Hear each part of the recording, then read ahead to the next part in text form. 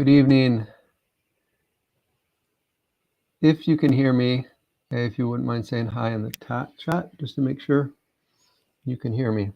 I'm assuming we're good.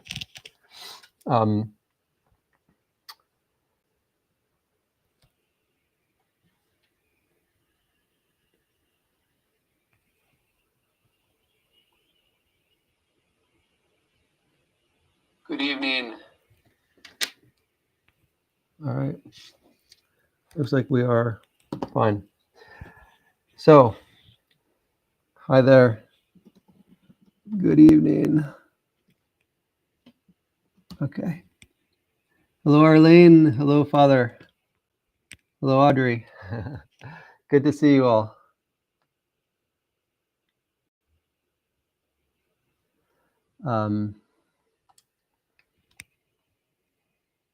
Greetings from Wisconsin. Hello, Jen. Good to see you all. Thank you for being here. I am going to jump right into it. We're doing chapters 7 and 8 this week. I think there should be a link under the video to the blog post if you would like to follow along as I read it. Good evening, Nim Hamon. And as before, I will stop part of the way through. I don't know if anyone has any questions or thoughts they want to share in the comments before we get started, but otherwise I will just read my blog post as per usual, and hopefully that will spur on a little bit of conversation. So in chapter 7, Kingsnorth looks at the philosophical and spiritual foundations of the scientific revolution and some of the consequences of the society built on its foundation. Kingsnorth's opening metaphor is illustrative.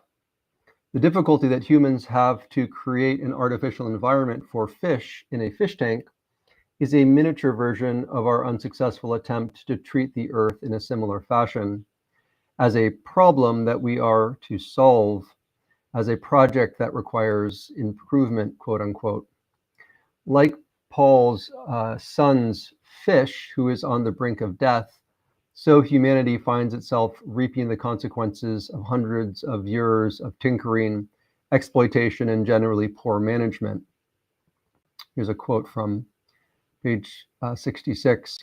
The premise is that the living web of nature can best be understood not as anima, but as techne. And if we can understand how it works, we can manage it ourselves, or better still, build ourselves a more effective and more human-centered version, end quote. So is the world alive, and does it have mystery? Or is it simply dead matter waiting for humans to manipulate? I want to believe that most humans' intuition tells them that the earth is in some sense alive, and that there is more to reality than simply what meets the eye and that science can discern. This, in many ways, gets to the heart of the matter. If materialism is true, then ultimately there is no problem to be solved. There is no right or wrong way to act, and everything is up for grabs. If, however, nature is alive, and if we are simply part of a larger narrative, then it becomes incumbent upon ourselves to try to properly understand our role in relation to the environmental and physical reality in which we find ourselves enmeshed. The great modern experiment has been to use the powerful levers of science and its handmaiden technology to attempt to extricate humans out of our connection with the physical world. There's another quote. This one's from page 669. The philosopher Mary Midgley, in her book, The Myths We Live By, asserts that post-Enlightenment science's desire to rationalize nature and thereby understand it is underpinned by a deep desire for control, end quote. Consciously or subconsciously, modern scientists realize that the only way they could possibly hope to control the destiny of humanity is to move it into a kind of aquarium environment where they seemingly have control over all of the inputs. I wonder as well if this is at least part of the impetus behind the techno-futurists' desire to terraform Mars. It would give them the opportunity to create a quote-unquote perfected version of Earth. About halfway through the chapter, Kingsnorth quotes Philip Sherrard, quote, "There is a price to be paid for fabricating around us a society which is as artificial and mechanized as our own, and this is that we can exist in it only on condition that we adapt ourselves to it. This is our punishment," end quote, from page 73. Again, if there is no fixed human nature, no animating principle to life, then Sherrard's use of the word punishment makes no sense. The reality, however, is that most of us, probably all of us, if we were honest, do have an intuition that we are square pegs being forced into round holes, that there are aspects to our lives that are dramatically underdeveloped and underappreciated. We are prisoners in the prison we have constructed for ourselves, and our muscles and bodies are atrophying from lack of use. Kingsnorth ends the chapter by considering the spirit that lies behind modern science and the technological revolution. Rather than accepting our limitations and our role in a larger story, through the use of modern science, humanity is trying to assert human will over nature. If one gives an honest appraisal, however, it is difficult to disagree with Philip Sherrard. And I'll end this section with a quote from page 77 from Sherrard. "It is difficult for us to admit that far from being an advance, the whole modern scientific project may be a ghastly failure," he, that is Philip Sherrard, concedes. And then he continues the quote, "Yet there is no reason why it should not be. One has to judge things by their fruits. And one of the fruits of modern science, clear for all to see, and implicit in the philosophy on which it is based, is the dehumanization both of man and of the society that he has built in its name," end quote. So those are my thoughts on chapter 7. How are people doing with the book? Are you keeping up with the reading? Are you still finding it interesting? I think Audrey, you found that some of it got a little bit repetitive. As I go through it, I'm trying to, for each chapter, kind of summarize the idea, the main idea. A friend asked me, what the table of contents of the book include. And Kingsnorth has very poetic titles. And it's not clear. He doesn't start out with a kind of a thesis statement at the beginning of each chapter as to what topic he's going to address. This one had a lot to do with science and the idea well, he starts out with the image of the aquarium and this idea that somehow science is going to be able to address the world in such a way, come up with solutions to these kind of problems in the same way that one would address problems of keeping a fish alive in an aquarium. And so those are kind of the parameters around which science works. And this is probably the essence of that chapter, is this attempt of science to look at the world in this way. The last half or third or so. Well, I'm going through it a second time, so I'll be interested to see if I feel the same way. I think maybe next time I'll provide. I'll go back over the first part of the book that we've gone through and come up with, for each chapter, kind of maybe a one sentence summary that might help provide some clarity as to kind of the overall argument of the book, because it's a little bit hard to discern otherwise, because he is a very poetic writer, which is mostly wonderful and certainly appropriate. So Funny Bloke says, I think the aquarium parable illustrates the scientific revolution created based on the human domination of nature. Yes, I think it's a really good metaphor. And Kingsnorth, he does a wonderful job of finding a way to kind of provide a visual to summarize the point that he's going to make. And I enjoy his prose very much. All right, well, I will read the second half. And again, there should be a link to the Substack blog if you want to read along. I'm going to try to figure out how to get this onto the screen in the future. Let me see, media. Looks like I would have to upload a PDF, I think. Maybe I'll be able to figure that out for next time. That way you can read it right here. So in chapter 8, Kingsnorth considers the growth and consequences of the megalopolis. It begins with a quote from page 83. Once a structure, that is the megalopolis, of this size and complexity has been created, it must be maintained. In the case of a modern city, this means that the surrounding lands and then the lands further afield must be colonized to supply it and its inhabitants their whims and desires and needs. Like a black hole, a city sucks into its orbit everything around it, and a modern world city sucks in the world. The impacts of this are measurable. To take just a few examples, 75% of worldwide energy use is in cities, and energy demand is outstripping population growth as those cities expand. End quote. For most people, modern life is completely dependent on the grid, electric, water, and so on, upon which our world has been constructed. The more urban one's environment, the more true this is. Modern man's inability to care for himself and his family should be cause enough for concern. The many other consequences of the modern city are also incredibly worrying. Because most of the population lives in cities, there's no option but to colonize and exploit the lands outside the cities.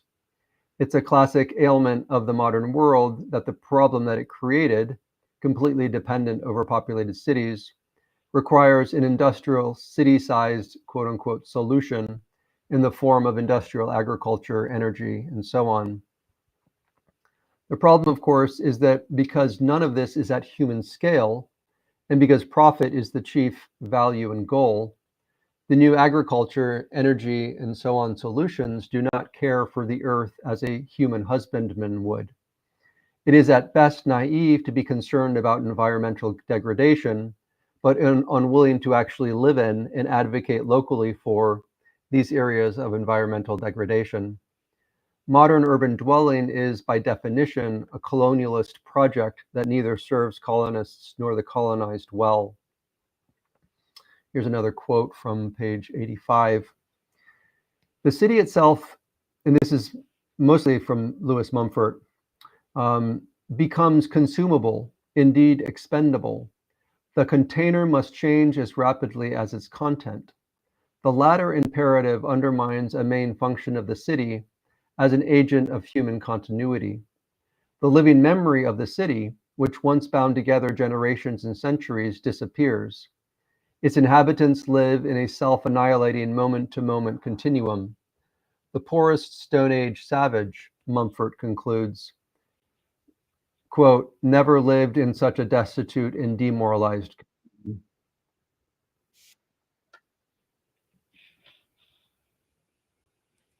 I heard a very loud ding.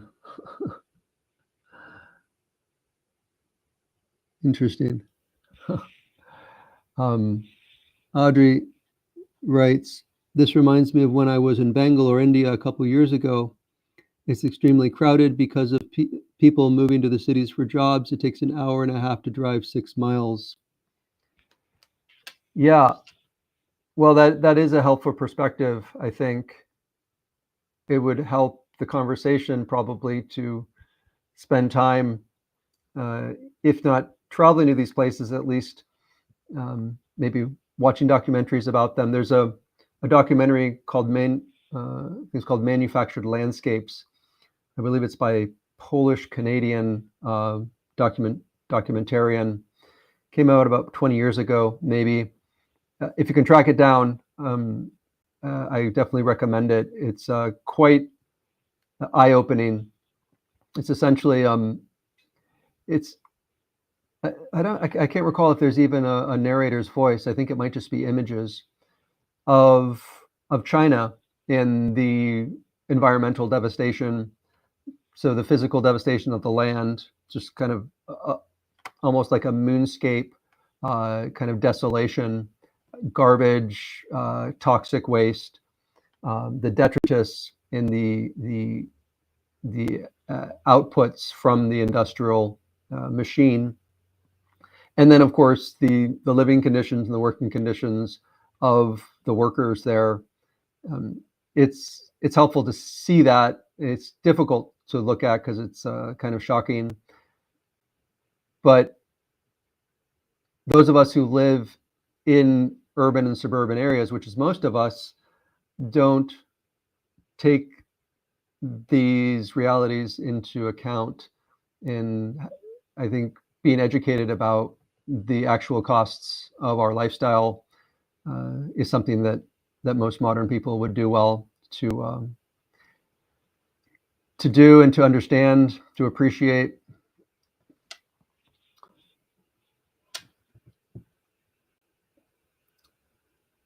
So continuing, Lewis Mumford, as Philip Sherrard above, suggests that rather than progressing, human society has regressed.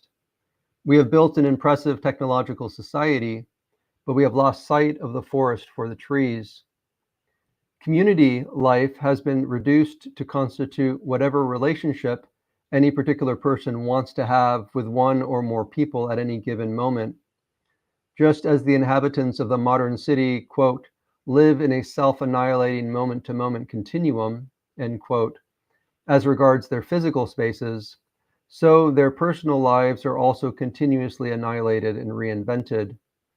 People from around the world flock to Europe to enjoy the old, beautiful cities that are still preserved there. Unfortunately, these are relics of a lost culture. But if we have the wisdom to learn from them, that is, the cultures that built them, then there is hope for building beautiful things. Again, the heart of this project would necessarily be the beating heart of a vibrant and interdependent community. To build vibrant communities, however, we need to live our lives according to a different set of values than those of the machine world in which we find ourselves. So those are my thoughts after reading chapter 8. And again, I will try to come up with maybe a one sentence summary for the chapter. Essentially, he's looking at the growth of the city. I found it interesting, in particular, the historical perspective. All of these things are, it's easy to look at the current situation and say, well, we've had big cities before and there have been mass migrations and so on. And that's true. But it's all a question of scale. And the technology, as I mentioned, obviously it's a lever. It enables humans to do things that they wouldn't be able to do without the levers of technology. And once the levers get big enough, you're able to move literally a mountain. When we discovered nuclear fission and developed nuclear energy, these are incredibly powerful levers, obviously, that can destroy mountains and much, much more.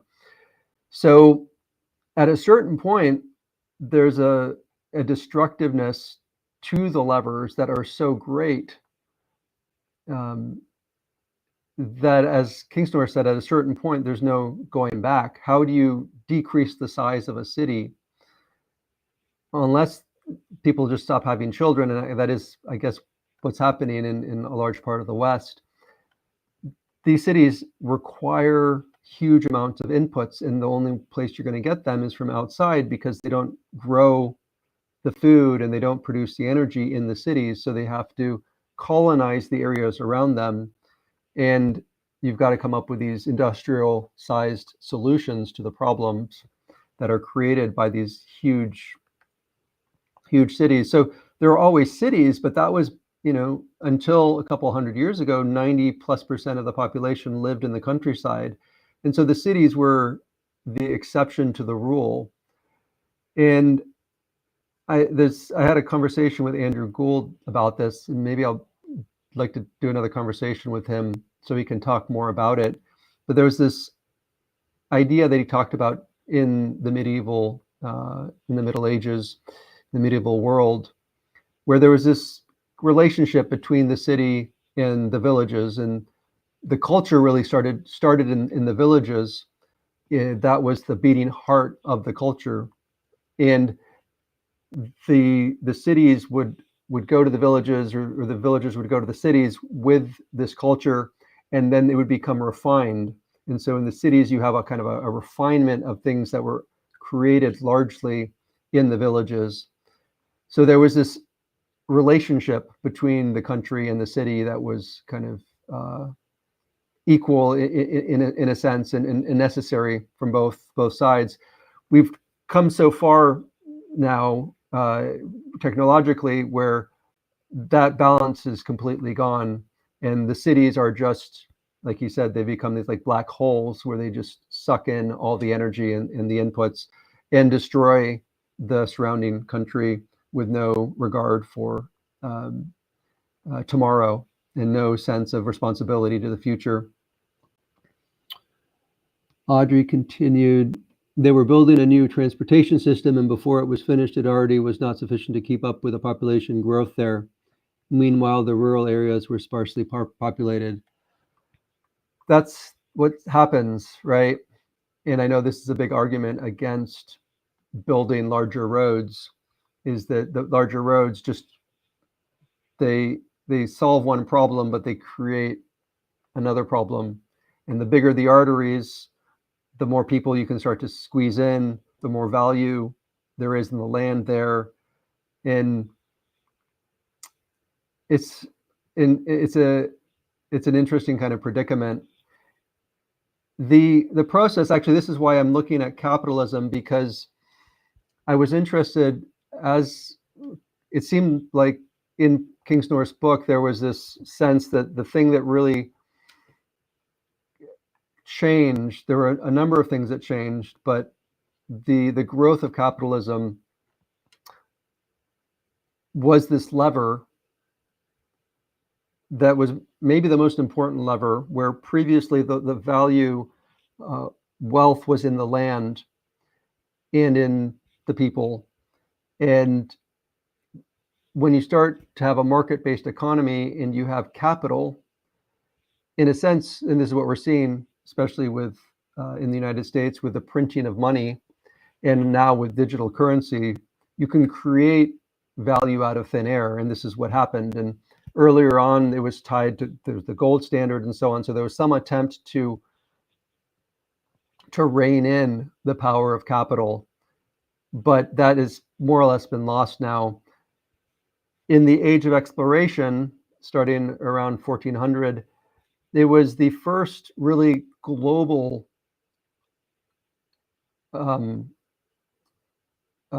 arms race, so to speak.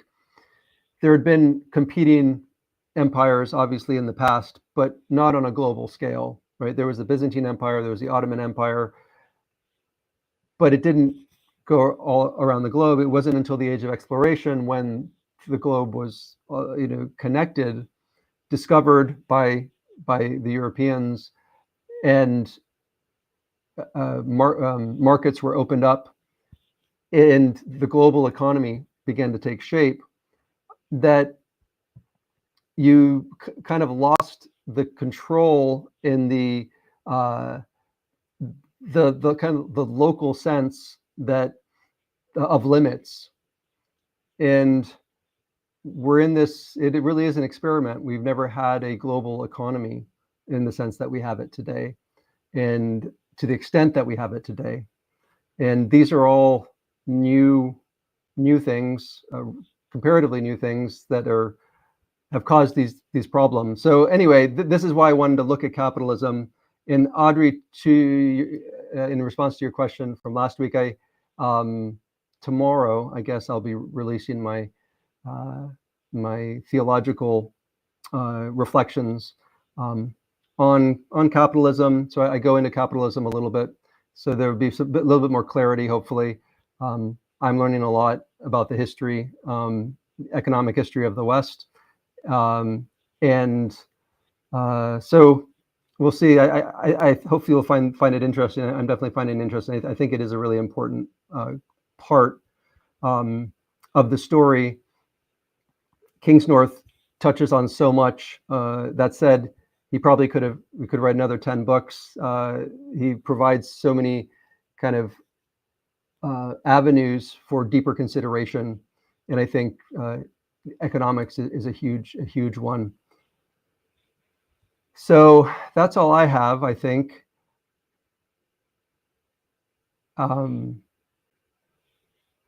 Always glad to have you. Thank you for being here. It means a lot to know that there are going to be some people to connect with.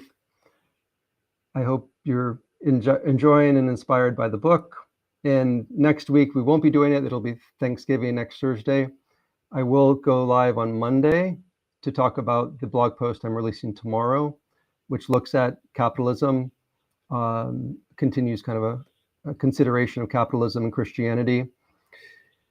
And then we'll get back to normal release the following week. So we'll see you Monday, God willing. Have a good weekend, and thanks for being here. Thanks, Arlene. Take care. Good night.